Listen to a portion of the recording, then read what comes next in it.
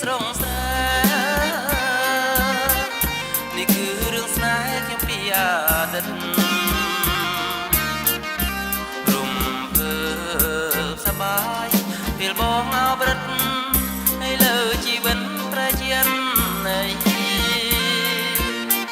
អូនរត់ទៅបាត់មិនបានផ្ដែផ្ដាំគូណាតែចាំជួបបងសិនថ្លៃស្បៃផ្សំដំណេរបងនឹងស្រី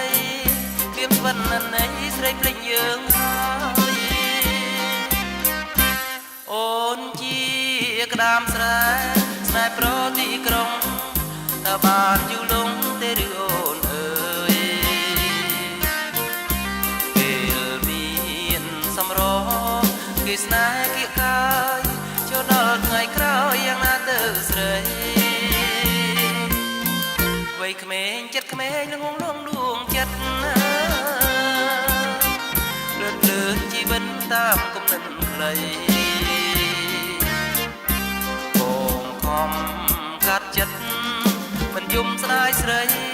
សូមជូនពរជ័យតាមអូនប្រាថ្នា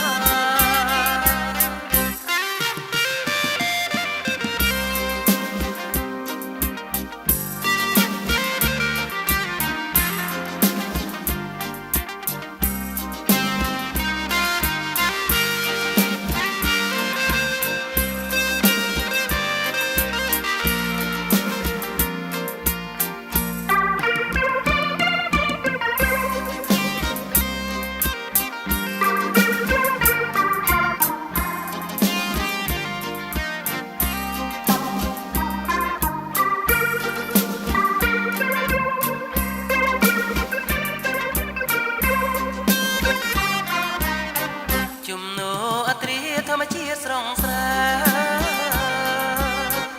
នេះគឺរឿងស្នេហ៍ខ្ញុំពីអតីតរំភើបសប្បាយពេលបងអបរិតឲ្យលើជីវិតប្រជានៃអូនរុនទៅបាត់មិនបានផ្ដែផ្ដាំ